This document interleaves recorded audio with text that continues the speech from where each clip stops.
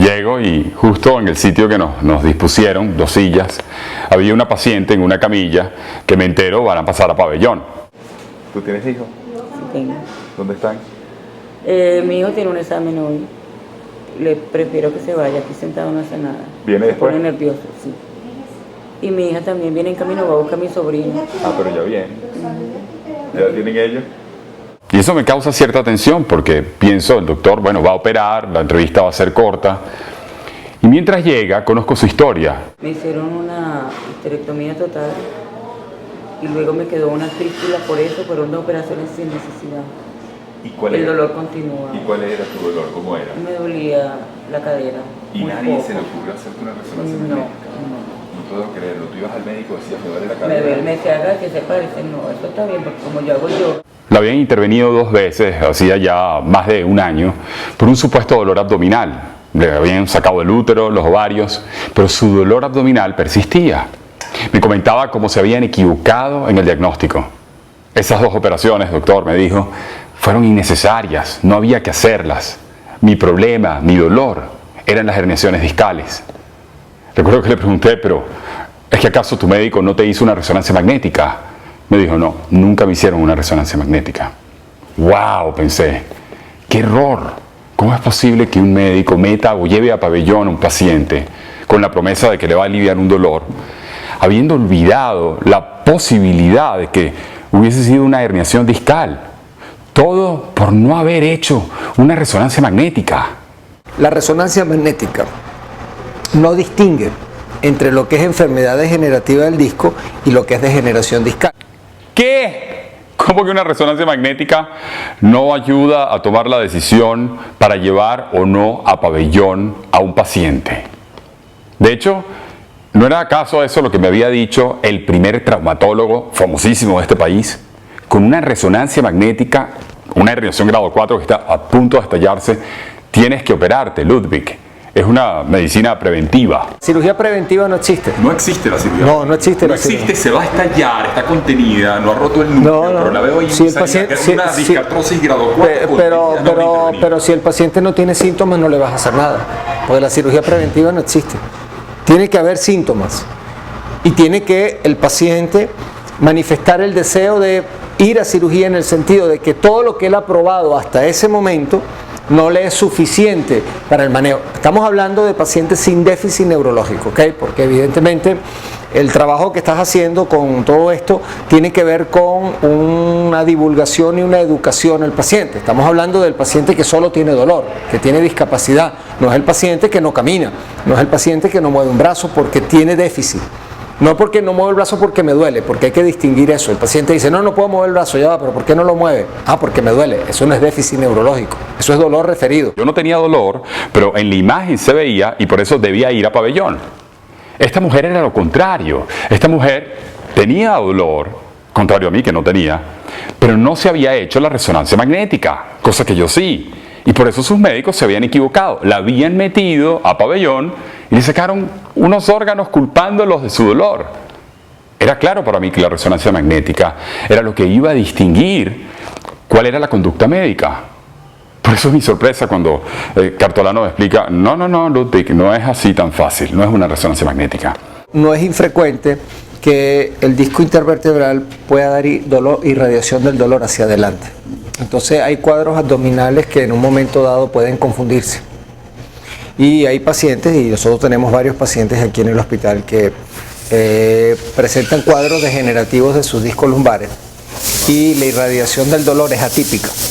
Y esa irradiación atípica en un momento dado ha llevado a realizar procedimientos abdominales ginecológicos pensando en que la irradiación de ese dolor crónico pudiera sobrevenir sobre todo del área ginecológica, que es la que, por lo menos en las mujeres, es la que genera más cuadros dolorosos con dolor pelviano crónico, salpingitis crónica, endometriosis y ese tipo de cosas que en un momento dado puede ser mimetizado por la irradiación del dolor lumbar. Me habló de unas estadísticas muy importantes que me hizo tirar por el suelo mucho de aquella recomendación de todos deberían hacerse una resonancia magnética a partir de los 30 años. Hay un estudio que es muy clásico donde se tomó 100 personas asintomáticas por grupos etarios entre los 20 y los 40 años, entre los 40 y los 60 años de edad y mayores de 60 años de edad. Y resulta que entre los 20 y los 40 años de edad, en pacientes totalmente asintomáticos, el 35% de esos pacientes, 35% de esos pacientes tuvieron en su resonancia magnética cambios que los médicos radiólogos describieron como degenerativos. En el grupo que sigue, en el grupo entre los 40 y los 50 años de edad o entre los 40 y los 60, el 50% de pacientes asintomáticos tiene cambios en su resonancia magnética que son sugestivos de cambios degenerativos, que son reportados como tal por el médico radiólogo. Y el 90% de las personas mayores de 60 años asintomáticas, Mayores de 60 años asintomáticas, tienen cambios en su resonancia magnética que son reportados como cambios degenerativos. Entonces ahí está la dificultad, ¿ves? Que el caso es que tú tienes que poder distinguir en la clínica lo que es una degeneración discal producto del proceso fisiológico del envejecimiento y lo que es una degeneración discal que calificas como una verdadera enfermedad. Estamos a punto de ver la columna de Alberto por primera vez. ¿Cuánto fue que hiciste? Ven acá. ¿Cuánto fue que hiciste en Nueva York? 2:40. 2:40. ¿Cómo te fue? ¿Cómo te sentiste ahí? Me sentí bien, cansado. Sí. Sí. ¿Y para este año qué hay? No, para este año nada, ya. Seguí preparándome. Y para el año que viene, 2:30. Te levantas todos los días a las 4:30 de la mañana, corres 1 hora, tienes un plan que de lunes a viernes te dice qué es lo que debes hacer, tienes un grupo los domingos, te pregunta cómo vas, tienes a los 4 meses un gran evento en otra ciudad. Imagínate que en esa actividad es como el nirvana, eso que describen los yogis, que se te olvida tu edad, tu sexo, tu situación, tu condición, que tocas el infinito, que te sales de ti. Y esta discartrosis, más bien, hay una disminución del espacio, pero el disco se fue anterior, ¿no? No tiene ningún tipo de clínica, él no está ni enterado. Él acaba de decir hace segundos que se sentía súper bien. Y ahorita va a salir y le vamos a decir que tiene una discartrosis grado 3. Mejor no le contemos nada de lo que tiene. Si no tiene clínica, no le duele, ¿qué le vamos a decir? Que se ponga en otra posición. ¿Le contamos la verdad o lo callamos? Yo pienso que Dios tiene derecho a saber en dónde está. ¿Por qué? ¿Quién dijo que tiene que tener derecho? No sé quién lo dijo, pero por lo menos saber que hay un proceso allí y que tal vez, no sé, en 10 años. O sea, sea infeliz, pues, ¿no? ¿Qué cosa? Porque yo acabo de recomendar hace 2 segundos hacerse una resonancia magnética aunque no te duela. ¿Para qué entonces? Tenemos pacientes en nuestro grupo donde son corredores de alto nivel, corredores de maratón, gente que te corre el maratón de Nueva York, por ejemplo, todos los años. Yo tengo un paciente que antes de ir al maratón de Nueva York viene todos los años. Y el caballero no tiene un disco bueno en la resonancia magnética. O sea, que si nos dejásemos llevar por la resonancia magnética como un ente aislado, ese señor estaría gravemente enfermo. Y no es cierto, porque no tiene nada, no tiene síntomas. Bueno, para mí esto es una gran incógnita, porque yo me lesiono, tengo un poco de hernias y yo quiero meter la columna de Alberto y ver qué tiene la columna de Alberto. Alberto se siente perfecto, 2:40, es un bestia, un animal. Y claro, hay huesos de huesos y hay genética. De pronto mi mamá, mi papá, un hueso débil y aquí estoy yo. Y él tiene unos huesos durísimos y eso es lo que yo quiero ver. ¿Son huesos duros? ¿No le han pisado nada? Sí, señor, no sé si son duros o no, después veré. Vamos a ver, me voy a sentir bien, si está perfecto. El determinante más importante es el determinante genético. Ese es el más importante. Y luego vienen una serie de condicionantes y factores externos. El primer médico que me agarró me dijo, mira, olvídate las pesas. Olvídate las pesas porque esto es grave, más nunca puedes hacer pesas, viendo qué vas a hacer en el futuro. Yo que me dedico a esto, imagínate que me hayan dicho a mí eso. Levantamiento de cargas, todo eso de alguna manera se ha relacionado con eso. De hecho, los pacientes lo dicen. ¿Y usted por qué cree? No, bueno, porque es que yo levantaba mucho peso cuando era niño o hice mi trabajo. Te puedo decir que nunca he tratado a un joven que levante saco de cemento. Para que tú veas que realmente la relación no es directa entre el levantamiento de peso y la aparición de los signos y síntomas de la enfermedad. Súper bien, las pesas no me molestan para nada. En una época cuando jugaba racquetball, tenis, de repente sí, los giros y todo ese tipo de cosas me molestaban. Ahorita estamos a punto de entrar en la máquina. Vamos a entrar. ¿Qué te interesa ver ahorita?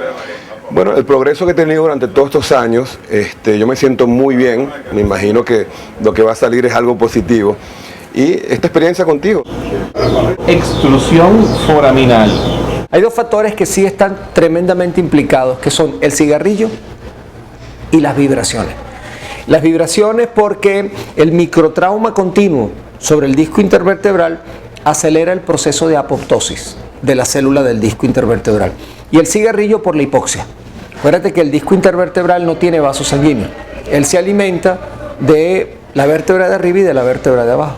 Cuando tú fumas, tú produces una vasoconstricción de la arteriola precapilar.